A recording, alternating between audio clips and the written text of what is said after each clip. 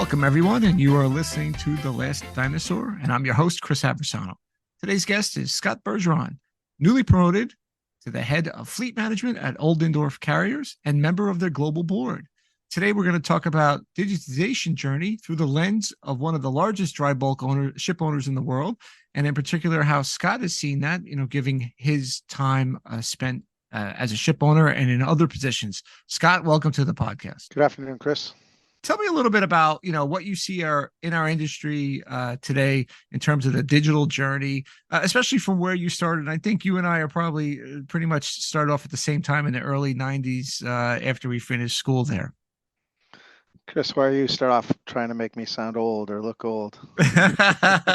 Well, maybe not that old, that means that you and I are the same, I just actually returned from a Kings Point reunion, so it's been 30 years. And I have mine next year at SUNY, so that I'm not too far behind you guys. I thought you were older than me. No, no. We still feel young, though. I absolutely do.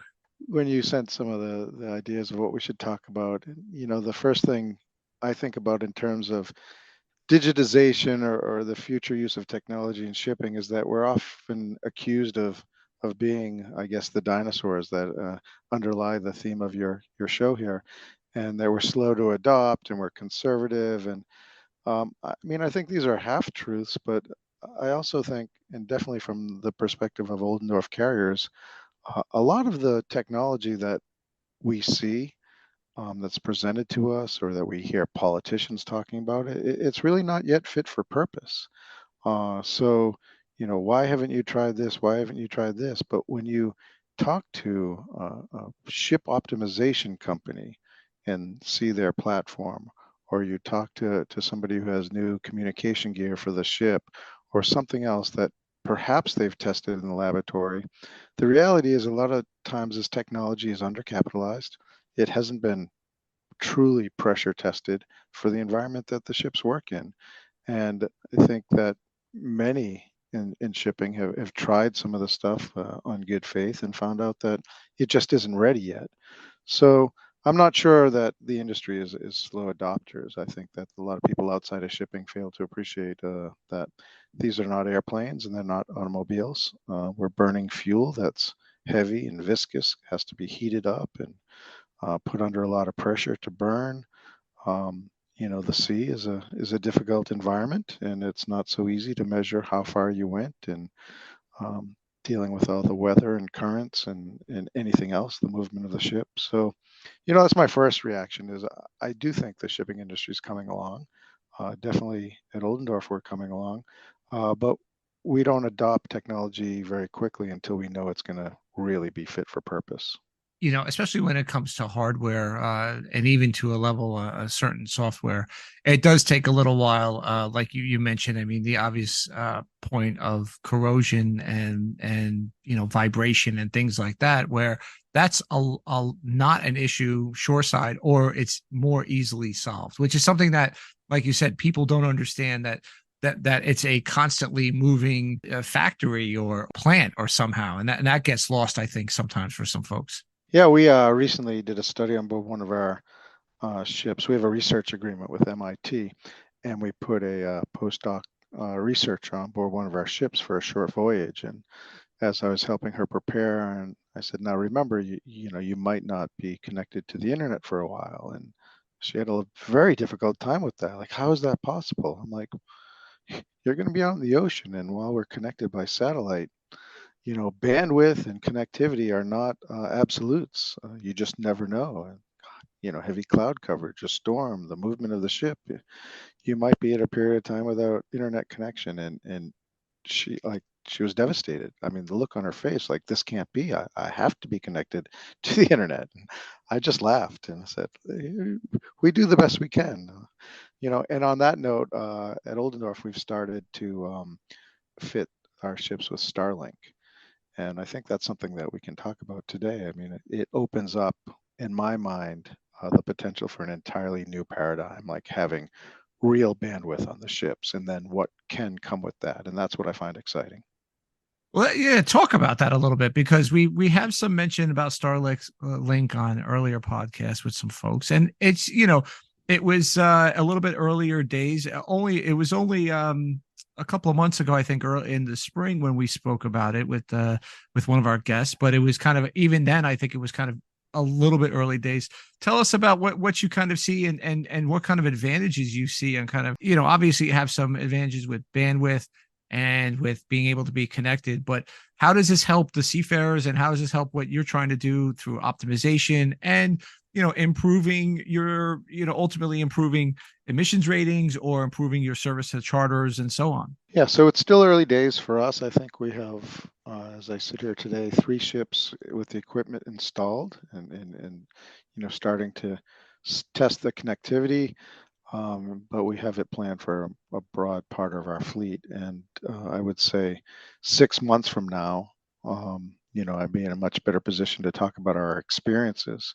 And, you know, that in and of itself is a statement. And people wonder, why don't you adopt technology quickly? Why don't you just install it? We do. But it's going to take 6 months, basically. I mean, between the different port calls, as you well know, Chris, the ships have to keep moving, getting the right technicians, getting the right equipment. It's all part of a big, big logistics operation. And more often than not, things do not align when you expect it to. So the equipment might be here, the ship there, the technician somewhere else. And bringing this all together are just very real life practical challenges that take a lot of time. But what does it mean to us? I mean, the promise, the idea, of course, is more reliable, broader bandwidth at you know commercially effective pricing.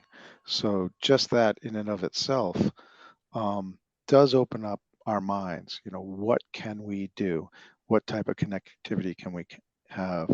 Um, what type of high frequency sensors can we install and get the type of feedback that airlines and other modes of transportation already enjoy in places where the ships are around the world? Because again, as you know, there's not always a reliable satellite connection, depending where the ship is and what the weather is and everything else. And the idea with Starlink, of course, is that it's going to improve um, those reliabilities and capabilities.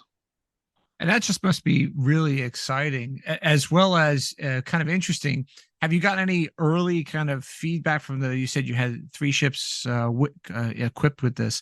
Have you seen any feedback to the good, to the bad? And another question that I had, and only you brought it up earlier about just people thinking outside of our industry, thinking you can install product X to get result A because we do this, in a factory someplace in the middle of the U.S. or the middle of Europe. How has the equipment been kind of reacting to or working with the marine environment? Yeah, unfortunately, I can't give you any of that information only because it's still early days, and I mean we're just getting, with a large fleet, small projects become big projects, and there's a very systematic approach that we take, and getting this equipment on board the ship is step one. Getting it installed is step two. Then just testing connectivity and our own security provisions, because as you can imagine, the cybersecurity aspects that have to be implemented before you start doing anything. So we're really in those early days, and we just don't have anything to report yet in terms of the experience, because we just don't have any experience yet. Well, it is exciting, and it's and I'm sure you're just going to be, like you said, early days, not only for yourself as a company, kind of taking a little bit of a lead on this, but also as the industry. I would not be surprised to hear other companies, big and small, looking at this as a project that can really sink their teeth into, and hopefully have some sort of positive results. Um, just pivoting a little bit, what other types of projects in the digital world, do you see hopeful that you guys are undertaking now? It may not necessarily be equipment on the ship. It could be shoreside based, but that you see, as you look at it from the lens of a very large, ship owner, and how you kind of approaching, digital steps, so to speak. Yeah, I think one of the more interesting uses of technology that we're working on today is the voyage optimization.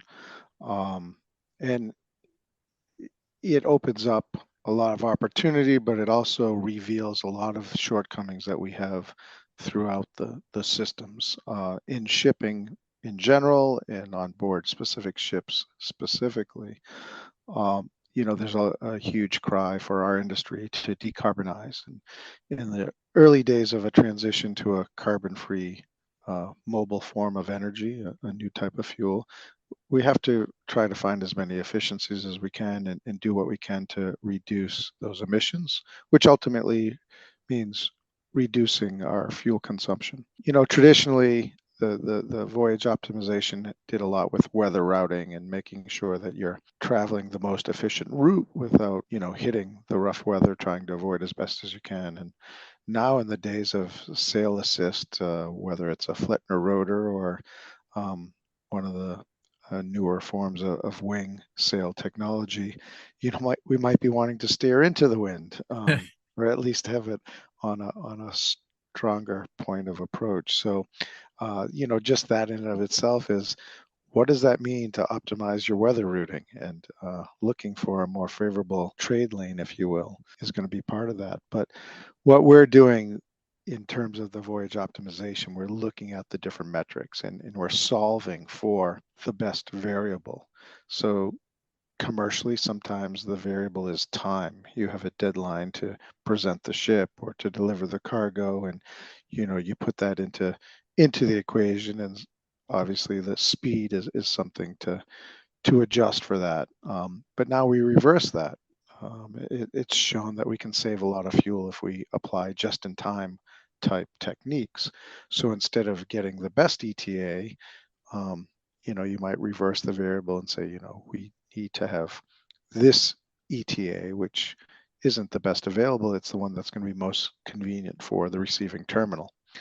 But there's a lot of different parts of that supply chain, and the receivers aren't always able to give you the best ETA. So there's still a very much of a hurry up and wait approach. But within voyage optimization, we have new regulations with different carbon metrics. You might have heard of the CII, the Carbon Intensity Indicator. One of the metrics is an annual efficiency ratio, AER, and it's measuring essentially how much carbon you emit during a deadweight ton mile. So you can put these different variables and solve for that solution with performance software, with optimization software. And that's an area that we're focusing on. We're working with a couple different partners for that. But what we find, and I mentioned revealing some of the challenges. So, on the just-in-time principle, generally for shipping, it's difficult to get everybody's interests aligned to agree on what just-in-time means and when arrival should be scheduled. Similarly, on a specific ship, it's often time to understand exactly what your immediate consumption is, whether it's at a particular moment over a particular period of time, 6 hours, 12 hours, 24 hours. The engines are constantly changing, the speed and the torque that they're putting out due to the weather, to the currents, to the wave, the sea state. But we're burning a pretty heavy viscous fuel that, as I mentioned before, has to be heated, has to be put under pressure. But this fuel has different energy content. The meters on board are not always fit for purpose. There's flow meters, there's Coriolis mass meters. Where are those meters positioned in the pipeline, if you will, because there's different consumers. There's the main engine, there's auxiliaries, there's boilers to create heat with. So there's a lot of different diversion points, and it's just not as easy as it should be, not as easy as it sounds, to understand exactly how much fuel and, more importantly, how much energy was consumed during a given period of time. So without that, you have a very difficult time determining what your baseline is. What is your benchmark? What are you measuring against? And these are very fundamental and practical challenges that a lot of people are working on, but we've not seen perfect solutions yet. suspect that what's going to happen, and kind of just from my view and a little bit on the outsider in terms of ship operations and things kind of along that lines, is you're going to have a series of incremental improvements. So I think if somebody's looking for a one-stop shopping for improvements, it won't be there. It's going to be a series of small improvements. You're going to get a 3% improvement, a 4% improvement here. Maybe beyond technology, you look at something like hull paint, beyond routing, you could look at that. I personally think that that's where it's going to go. Like, and to have these small incremental improvements over time, is that something that you guys kind of see as well? It's got to be, because it's so hard to get that picture, as you said, or at least get everything, get the information as you need it in a way that you need it with all these variables. Is that you think a reasonable approach? No, I agree with you. And, I spend a lot of time talking to my own colleagues, both our commercial and technical colleagues, and trying to help them understand what this um, decarbonization journey, that popular phrase now overused, what it's about. And one of the truths I mention is, for every ton of heavy fuel oil, you can say we have approximately 3 tons of CO2 emitted. Another truth I say is if someone is trying to sell us something and they're promising more than 10 or more percent savings, I say, hit the delete button. That's fantasy. And that's my message to everyone out there. Like, don't come to us and say that you can save us more than 10%. Because, first of all, 10% of what? What are you measuring against? What's the benchmark? And secondly, if there was a single option that would get us more than 10% for the nominal investment that is being offered in all of these spam emails that come our way, then please don't try to play these games, because it's just not true. Yes, 4 to 7%. These are achievable savings, and then they can become incremental and they can be aggregated. But we're never going to get the ship to power itself because we installed Mewis ducts and Flettner rotors and fuel treatments. It just keeps coming, coming, coming. But there's no absolute gain where the ship's going to power itself by adding all of these different technologies. Yeah, at some point it's just going to become diminishing returns. I guess it's a matter of, from your view and from the view of the industry, is to figure out what combination works the best. And I think you have alluded to something else. You said the word transition. What works best today? Because I think the landscape, maybe in a year or so doesn't look any different. 3 to 5 years looks different. 5 to 10 looks different. Not only for potential regulations, but also the technology available. I mean, I think it's going to continually evolve. Yeah, exactly. And that's what makes it exciting. And it comes back to my earlier comments. The industry sometimes is accused of not being pioneers or first takers on technology, but a lot is coming our way. And as it gets fully developed, as these technologies are, or individual pieces of equipment are become fully capitalized, then it's really worth installing on the ship. But don't come to an owner with a speculative idea and expecting any of us to get super excited about it until we see that it's proven, and we just can't be the guinea pig for your business model. We need to know that you've invested properly and you've taken the time at your risk as well to see that it works. Yeah, I think you're absolutely right, especially when it comes to equipment that needs to be, put on a ship at sea, right? It's a very different model than one ashore. That's definitely for sure. Pivoting a little bit to the seafarers, with this new technology, especially when you mentioned Starlink and other things, they're seeing that on board. How have you seen that impact so far? Yeah, I regret I didn't comment on that earlier.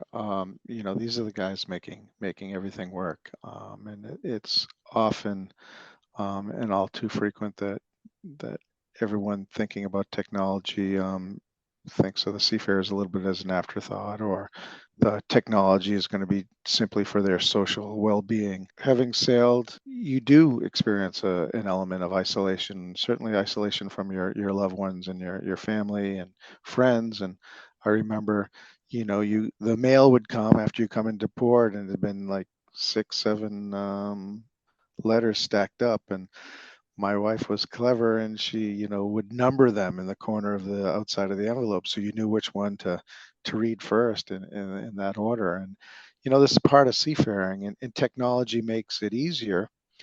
And certainly we provide, I think, don't quote me, but I think we provide our seafarers 1 or 2 gigabytes of bandwidth per month.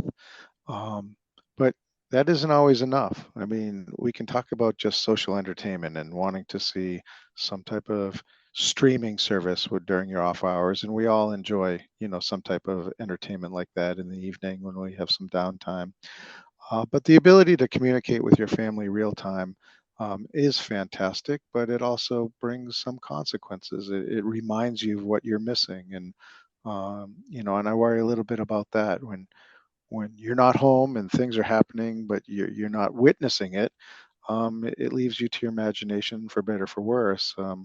Sometimes I think if you're witnessing it, it can be a little bit harder to see firsthand what it is you're missing, and really wishing that you were there. But this is something that's evolving, and I don't think there's any question that improved communications, um, you know, overall is fantastic. And having this broader bandwidth and being able to extend it to the crew, um, to use, completely at their discretion, has got to be a good thing. But there's other consequences, right? The crew might spend less time together and less camaraderie, watching movies together if everybody's in their stateroom. So, like everything else, there are pros and cons, and we just need to continue to evolve and make seafaring the attractive, exciting, interesting career that it is. Because I don't know, being out at sea, in my mind, has a lot of upsides as well. I really enjoyed it. You talk a little bit about kind of ups and downs of the connectivity. We had on the podcast earlier at the end of last year, Reverend Mark Nesselhut of SCI, and he talked about that, being connected and then finding out something happening, because you can find out things when you're isolated. Now, he was actually talking about folks on the Western rivers, and they do have connectivity, but it's applied all over, and as well as Salvatore D'Amico, who has a similar type of fleet management role at D'Amico. It's how do you handle it, and then ultimately, having mental health services available for folks if there is something that's going on, and it's I'm a few hundred miles north of Hawaii, heading into the west coast of the U.S. and I'm finding all this stuff happening out where I live, which could be a completely different place in the world. So it does add a lot of stress, but I think there is, like you mentioned, a ton of benefits. You kind of briefly got into my next topic, and a question I love to ask everybody, whether you're like us and you went to one of the maritime schools and kind of started there or not. What would you say to folks?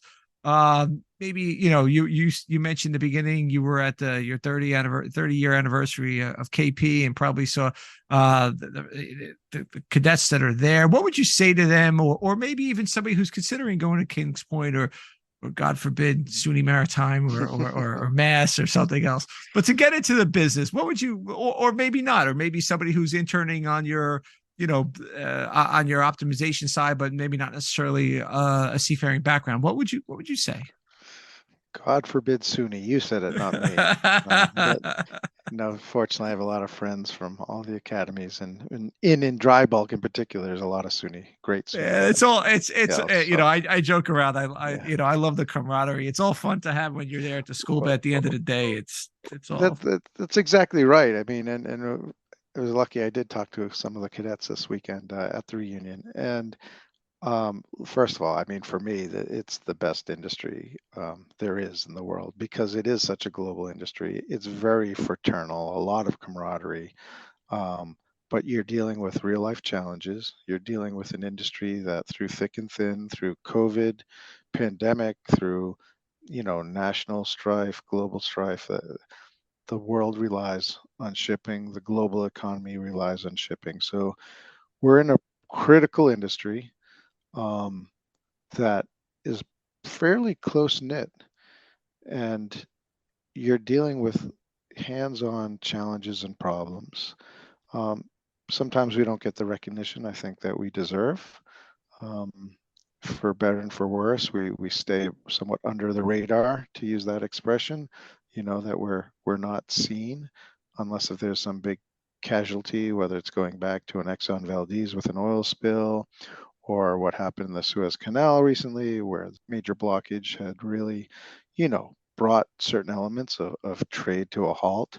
So, like anything else, the bad news is the interesting news, and that's when the accusations come out. But this shouldn't deter anyone. I think that the people in shipping are really of high intellect, very practical people solving problems that ultimately make the world go around in many ways. And there's a lot of cliches, but they're cliches because they're repeated and they're true. And half the world would freeze, half the world would starve without shipping. But I mean, have you bought a TV recently? I mean, they're so inexpensive and everything else relative to, 10 years ago, 20 years ago. And a lot of this has purely to do with the efficiencies of shipping. So, um, I don't know. There's no industry in my mind that is that exciting as what we have. I tend to agree, obviously, for a lot of the same points. Plus, you could get an education at one of the schools and then maybe sail for a little bit or do something and then get into something that's not necessarily, it's related to the ships, but it's different than your path. Whether it's, I'm in product management now. I don't, that was a discipline I didn't really know much about until I started doing it. And, equipped with the background and abilities kind of gained along the way through the shipping industry, it was not necessarily a huge shift in mindset for me. You touch upon one thing that I also kind of love to ask folks and who come on, and that is, you touch upon it tangentially, and that is, um, our reputation. The only time people care about our industry is when something goes wrong, right? But what people don't understand is, I would say thousands, maybe tens of thousands a day, probably close to thousands port calls a day. Ship coming in, going out, pilot, going up the ladder, down the ladder, so on and so forth. Cranes. If you drive by, the Jersey Turnpike, you'll see ships and cranes, and I think there's even a dry bulk terminal you could see off the highway, and just going 24/7, relatively smoothly, relatively with not a lot of headache. Uh, do you think we have a little bit of a perception problem, a PR problem with the rest of the world? We start off the conversation about how long we've been in shipping, and I still feel like the young guy, but you have to admit after a while, we've heard so much about this. And how many CMA conferences have you and I been to where the theme was, the perception of shipping, and mutual friends of ours have tried to really make some changes with that. Um, are we our own worst enemy? I don't think so. But I do think that the industry enjoys a little bit of its under the radar status. It allows us to be efficient and not be too political and not always thinking about, perceptions, just really focused on practical problems. So, yeah, again, like everything else, there's pros and cons. And, if we're left alone for the most part, unless if there's a problem, it means we can focus on creating efficiency. Um, I don't think that our industry is rogue and trying to avoid any regulations or anything like that. But like everything else, there are bad operators, and these are the ones that tend to surface at the weakest moments. So I don't think it's anything about acting inappropriate. I think it's really just keeping heads down and focusing on what you do, and that's very much the type of characters that we all know in shipping. Whether it's an engineer on board the ship who is just focused on solving problems and making things go as best as they can, or your average chartering guy trying to find the best cost solution to get the cargo from here to there. Absolutely. Yeah. I do think that's a very valid point. Something I haven't contemplated, but I do think is has a lot of validity. But then again, trying to get one PR person to sing the praises of the shipping industry, you'll never get any people in the room to agree on what the message actually should be. So Yeah. I think it just comes down to having a realization, and we got there a little bit, obviously with supply chain and with seafarers, not going home, and that being a little bit of crisis. It did get a little bit of, I think it was actually a little bit presented in a positive light. Also, locally here, you would see these articles about seafarers getting COVID shots, and it was done at local ports where we had an abundance of some COVID vaccines, and seafarers were able to get them through local hospitals, whether it was here or down in Houston or where have you. But I do know that was kind of a positive thing because it kept it shipping in light, that these folks are still doing their job, and kind of like you said, a little bit quiet. But I don't think we'll ever get to the point of having one big rah PR firm ever. I think that's a little bit of a pipe dream. Well, as you know, bad news tends to be exciting and good news is boring. And what sells ad Bad news. space? Yeah, You know, bad news gets clicks or sells newspapers. I don't know if you can say exactly. newspapers anymore, but Well, exactly. I was avoiding that. But yeah, exactly. Like what sells ads, what yeah, gets the clicks. And yeah.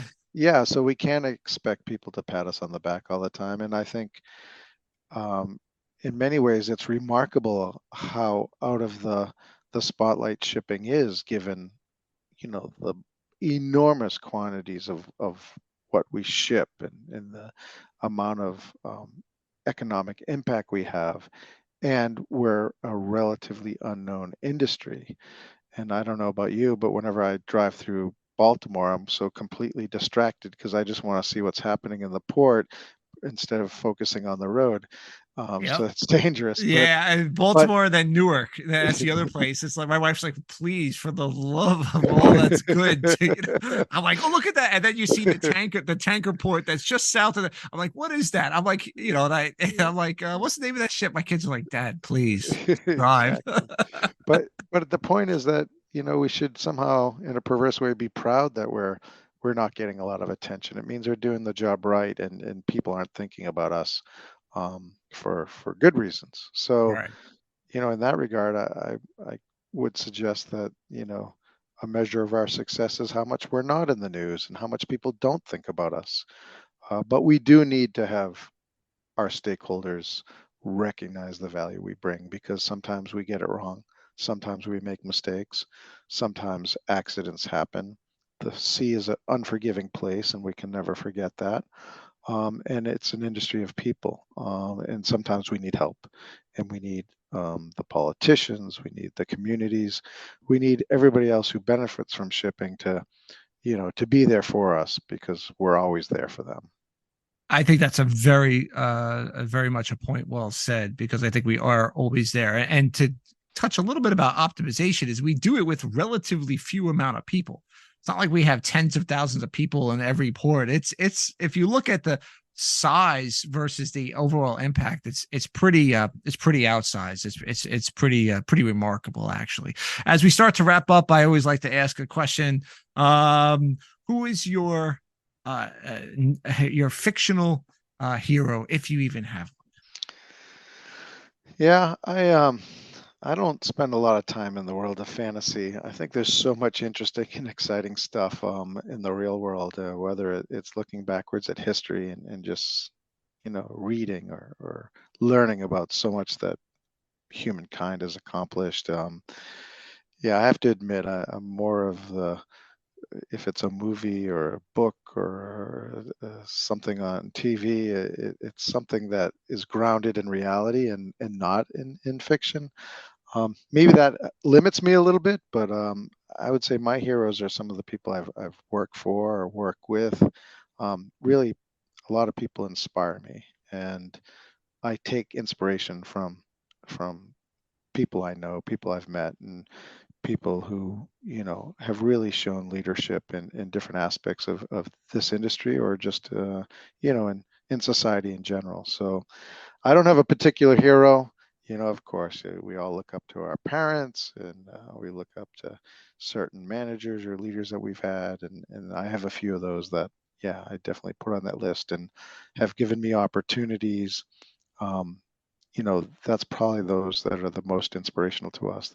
To me, is that, here's a young guy, we trust you, and we're giving you all this responsibility. Show us what you do with it. And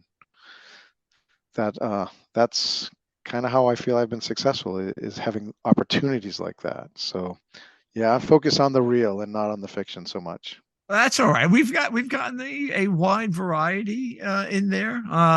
So I appreciate that. That some people that's just not what they do. It's funny because every now and again I'll talk with my mom and I'll say, "Hey, did you read this book?" And I read a lot of nonfiction, history, or maybe something like the book that The Big Short, like that sort of stuff, like a period of history. It's very interesting.